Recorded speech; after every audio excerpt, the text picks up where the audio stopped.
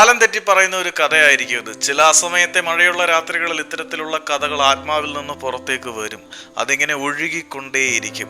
Y Argentina in this formidable position എന്ന് ചോദിച്ചു കഴിഞ്ഞാൽ, എന്തുകൊണ്ടാണ് അർജന്റീന ഇത്രയും കരുത്തുള്ള, ഇത്രയും ഭീമാകരമായിട്ടുള്ള ഒരു അവസ്ഥയിൽ വന്നത് എന്ന് ചോദിച്ചു കഴിഞ്ഞാൽ ഒരുപാട് കഥ പറയാനുണ്ട്. അർജന്റീനയുടെ മുന്നിൽ ഇപ്പോൾ ഏത് ടീം വെട്ടുപോയാലും അവരെ ചവിട്ടി അരയ്ക്കാനുള്ള കെൽപ്പും മനക്കരുത്തും ഈ ടീമിനുണ്ട്. ഈ ടീമിന്റെ ഏറ്റവും വലിയ USP എന്താണെന്നാൽ ആ 11 പേരുടെയും വിന്നിംഗ് മെന്റാലിറ്റി തന്നെയാണ്. ഒരേ ചിന്താഗതിയും ഒരേ വേവലെന്തും ഒരേ ആറ്റിറ്റ്യൂഡുമുള്ള 11 താരങ്ങൾ സർവം സമർപ്പിച്ച് വിജയത്തിനായി പരിശ്രമിക്കാൻ തയ്യാറായി കഴിഞ്ഞാൽ അവർക്ക് അസാധ്യമായിട്ട് ഈ ഭൂഗോളത്തിൽ ഒന്നും തന്നെ ഇല്ല എന്നതിന്റെ ഏറ്റവും വലിയ തെളിയിക്കപ്പെട്ട ഉദാഹരണം തന്നെയാണ് അർജന്റീനൻ നാഷണൽ ടീമിന്റെ വിജയം. ഈ വിജയത്തിന്റെ ക്രെഡിറ്റ് പലരിലേക്കും നമ്മൾ പങ്കുവെച്ച് നൽകേണ്ടി വരും. അതിൽ ആദ്യത്തെ മനുഷ്യൻ ലിയോണൽ സ്കലോണി എന്ന അർജന്റീനയുടെ പരിശീലകൻ തന്നെയാണ്. കാരണം ലിയോണൽ സ്കലോണിയുടെ കയ്യിലേക്ക് അർജന്റീനയുടെ നാഷണൽ ടീമിനെ വെച്ച് കൊടുക്കുമ്പോൾ കാറും കോളും പെയ്തു തീർന്ന് ശവങ്ങൾ മണ്ണോടടിഞ്ഞു പോയ ഒരു ശ്മശാന മൂകമായ ടീമായിരുന്നു അർജന്റീന. അവിടുത്തെ ശവക്കല്ലറയിൽ ഓരോ താരങ്ങളിലും അല്ലെങ്കിൽ ഓരോ അണുവിലും വിത്ത് വിതച്ച് ശവക്കല്ലറയെ ഒരു പൂന്തോട്ടമാക്കി മാറ്റി അവിടെ വസന്തത്തിന്റെ വിജയം വിരിയിച്ചതിന്റെ യഥാർത്ഥ ഉത്തരവാദി ലിയോണൽ സ്കലോണി തന്നെയാണ്. പലരും ഇനി നാഷണൽ ടീമിലേക്ക് വരില്ല എന്ന് പറഞ്ഞുറപ്പിച്ച് സ്വന്തം ക്ലബ്ബുകളിലേക്ക് പലായനം ചെയ്തപ്പോൾ, ലയണൽ മെസ്സി വിരമിക്കൽ തീരുമാനമെടുത്തപ്പോൾ, പാടില്ല, നീ തിരികെ വരൂ, നിന്നെ അർജന്റീനയ്ക്ക് ആവശ്യമാണ്, നിനക്ക് യാതൊരു വിധത്തിലുള്ള ഉത്തരവാദിത്വ ബോധത്തിന്റെ മാറാലകളും മാറാപ്പുകളും ഇവിടെ ഉണ്ടായിരിക്കില്ല, നിനക്ക് സ്വതവേ സ്വതന്ത്രനായി അർജന്റീനയുടെ ഏത് സമയത്തും ഏത് പൊസിഷനിലും അഴിഞ്ഞാടാനുള്ള അവസരമുണ്ട്, ഇത് നിന്റെ ഉത്തരവാദിത്തമല്ല, നിന്റെ ആനന്ദമാണ്, നിന്റെ ആസ്വാദനമാണ് എന്ന് പറഞ്ഞ് ലയണൽ മെസ്സി ഉൾപ്പെടെയുള്ള താരങ്ങളെ കൊണ്ടുവന്നു. ലിയോണൽ സ്കലോണിക്ക് മുമ്പും അർജന്റീനയിൽ ലിയോണൽ മെസ്സി കളിച്ചിട്ടുണ്ട്. പക്ഷേ ലിയോണൽ സ്കലോണിക്ക് മുൻപ് അർജന്റീനയിലെ ലയണൽ മെസ്സിയുടെ മേൽ ഉത്തരവാദിത്തങ്ങളുടെ ഒരുപാട് ഭാരമുണ്ടായിരുന്നു. അതിൻ്റെ സമ്മർദ്ദം താങ്ങാൻ കഴിയാതെ അദ്ദേഹത്തിൻ്റെ ഇടംകാല് പല തവണ വിറച്ച് ആകാശവാണി പോലെ പെനാൽറ്റി സ്പോട്ട് കിക്കുകൾ ശൂന്യാകാശത്തേക്ക് പറന്നുപോയ ചരിത്രമുണ്ട്. പക്ഷേ അവിടെയൊന്നുമില്ലാത്ത ഒരു എക്സ്ട്രാ ബൂസ്റ്റ് ലിയോണൽ സ്കലോണി എന്ന പരിശീലകന് ലയണൽ മെസ്സിയിലേക്ക് പകർന്നു നൽകാൻ കഴിഞ്ഞു. കാരണം മെസ്സിക്ക് വേണ്ടി പൊരുതാൻ 10 പോരാളികൾ കളിക്കളത്തിൽ സദാ സന്നദ്ധരായിരുന്നു. അവർ ലയണൽ മെസ്സിയുടെ കൂടെ എന്തിനും ഏതിനും പോരാളികളെ പോലെ നിൽക്കാൻ തയ്യാറായിരുന്നു.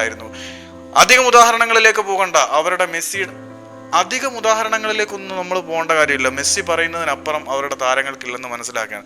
മക്കലിസ്റ്ററിന്റെ ഉദാഹരണം തന്നെ എടുക്കാം. മക്കലിസ്റ്റർ അഭിമുഖത്തിൽ പറഞ്ഞിട്ടുണ്ടായിരുന്നു, എന്നെ എല്ലാവരും ജിഞ്ചർ എന്ന് വിളിച്ച് കളിയാക്കുമായിരുന്നു, എനിക്കത് തീരെ ഇഷ്ടമല്ല, എനിക്ക് വല്ലാത്ത ഇറിറ്റേഷൻ ആയിരുന്നു, ഞാൻ ഫ്രസ്ട്രേറ്റഡ് ആകുമായിരുന്നു, അവരോട് വാക്കുകൾ കൊണ്ട് പരുഷമായി പ്രതികരിക്കുമായിരുന്നു, ചിലപ്പോൾ കയ്യേറ്റം വരെ ചെയ്യുമായിരുന്നു. പക്ഷേ ഞാൻ ആ വിളിയിൽ, ആ പരിഹാസത്തിൽ അസ്വസ്ഥനാണ് എന്ന് മനസ്സിലാക്കിയ ശേഷം എൻ്റെ captain Lionel Messi team camp വിളിച്ചു ചേർത്ത് ഇനി ഇവനെ ജിഞ്ചർ എന്ന് വിളിച്ചാരും ആക്ഷേപിക്കരുത് എന്ന് പറഞ്ഞപ്പോൾ എല്ലാവരും അത് ആക്സെപ്റ്റ് ചെയ്തു. പിന്നീട് ആരും എന്നെ ജിഞ്ചർ എന്ന് വിളിച്ചിട്ടില്ല. എനിക്ക് ടീമിൽ സ്വർഗം കിട്ടിയ അവസ്ഥയായിരുന്നു. ഇതുപോലെ കളിക്കളത്തിലെ 11 പേർക്കും സ്വർഗം ഒരുക്കി കൊടുക്കാൻ ലയണൽ മെസ്സി എന്ന നായകനും ലിയോണൽ സ്കലോണി എന്ന പരിശീലകനും കഴിഞ്ഞപ്പോൾ അർജന്റീനയുടെ ഒരു പുതിയ യുഗത്തിന്റെ തുടക്കമായിരുന്നു അവിടെ കുറിക്കപ്പെട്ടത്.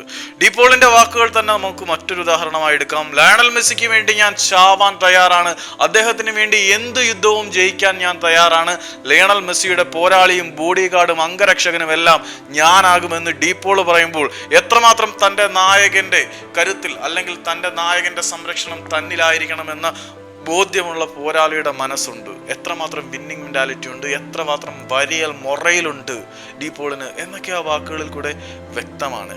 ഓട്ടോമെന്റി ഉൾപ്പെടെയുള്ള താരങ്ങളുടെ കാര്യവും വ്യത്യസ്തമല്ല. പിന്നെ ഗോൾ കീപ്പറായിട്ടുള്ള എമിലിയാനോ മാർട്ടിനസിന്റെ കാര്യം പറയേണ്ട കാര്യമില്ലല്ലോ.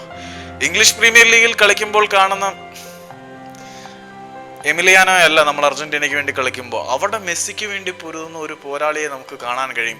എന്തുകൊണ്ട് മെസ്സി ഇങ്ങനെ നിൽക്കുന്നു എന്ന് ചോദിച്ചു കഴിഞ്ഞാൽ മെസ്സി വളർന്നു വന്ന പാരമ്പര്യമൊക്കെ തന്നെ ആയിരിക്കാം. മെസ്സി ഒരിക്കലും സെൽഫിഷ് ആയിട്ട് അർജന്റീനൻ ടീമിൽ കളിച്ചിട്ടില്ല.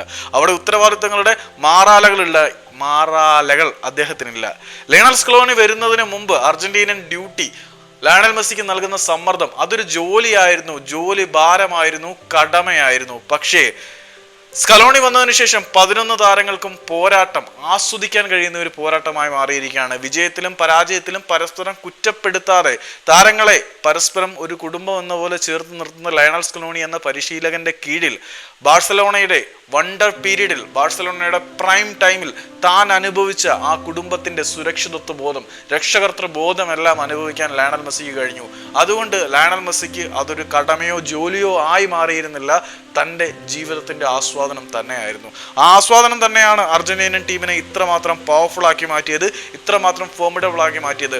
അവിടെ സെൽഫിഷ് തോട്ടിന് സ്ഥാനമേ ഇല്ല. നേരെ മറിച്ച് അദ്ദേഹത്തിൻ്റെ സമകാലീനും പോരാളിയും കോണ്ടംപററി ഒക്കെ ആയിട്ടുള്ള ക്രിസ്ത്യാനോ റൊണാൾഡോ സെൽഫിഷ് എന്ന് വിളിപ്പേര് വാങ്ങി സ്വന്തം താരങ്ങളാൽ ടീമിൽ നിന്ന് പിന്നിൽ നിന്ന് കുത്തപ്പെട്ട് വഞ്ചിക്കപ്പെടുന്നതിൻ്റെ കാരണവും വേറെ ഒന്നുമല്ല, വളർന്നു വന്ന സാഹചര്യങ്ങളിലെ വ്യത്യസ്തത തന്നെയായിരിക്കാം. കാരണം ലിയണൽ മെസ്സി എന്ന മനുഷ്യന് കിട്ടിയ ഇൻബോൺ ടാലൻറ്റ്, പിന്നീട് കുടുംബത്തിൽ നിന്നും ക്ലബിൽ നിന്നും ഒക്കെ കിട്ടിയ സപ്പോർട്ട് കാരണം അദ്ദേഹത്തിന് ഇതൊന്നും ഒരു വലിയ പ്രശ്നമായി മാറില്ല. അവിടെ തൻ്റെ ക്രെഡിറ്റ് ആരെങ്കിലും എടുത്തുകൊണ്ടുപോകും അത്തരത്തിലുള്ള പേടിയൊന്നും ലയണൽ മെസ്സിക്കില്ല. ഓരോ നിമിഷവും എൻജോയ് ചെയ്യാൻ മെസ്സിക്ക് കഴിയുന്നുണ്ട്. പക്ഷേ ക്രിസ്ത്യാനോ റൊണാൾഡോയെ നോക്കുമ്പോൾ അദ്ദേഹത്തിൻ്റെ ബോൺ ടാലൻ്റ് അല്ല, ചെറുപ്പത്തിലെ സംരക്ഷിക്കാൻ ക്ലബ്ബുകളുടെ സ്പോൺസർഷിപ്പോ കാര്യങ്ങളോ ഒന്നുമില്ല, ഫാമിലിയിൽ നിന്നും സപ്പോർട്ടും കാര്യങ്ങളും ഒന്നുമില്ല. സ്വയം പോരാടിയാണ്, സ്വയം പോരാളിയെ പോലെ പൊരുതി നേടിയ മോൺസ്റ്റർ ആണ് അയാൾ.